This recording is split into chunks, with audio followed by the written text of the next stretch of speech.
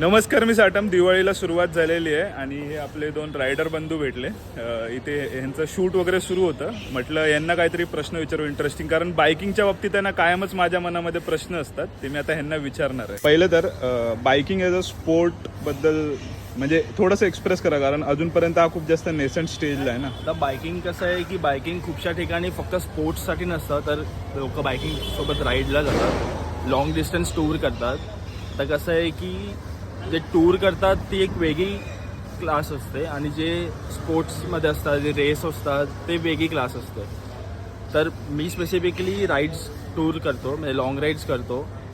तर दोघांमध्ये एक असाच डिफरन्स आहे की काय काय जण फक्त रेसेस आणि पार्टिसिपेट करतात, जिंकतात, हरतात, असं सगळं असतं. आणि ह्यात आपण आपल्या मर्जीचं असतो की आपल्याला जिथे जायचं, सुट्टी मिळाली निघून जायचं, पॅक करायची निघून जायचं, असं. म्हणजे फक्त किक बोलतो आपण तसं. हां, एक्झॅक्टली.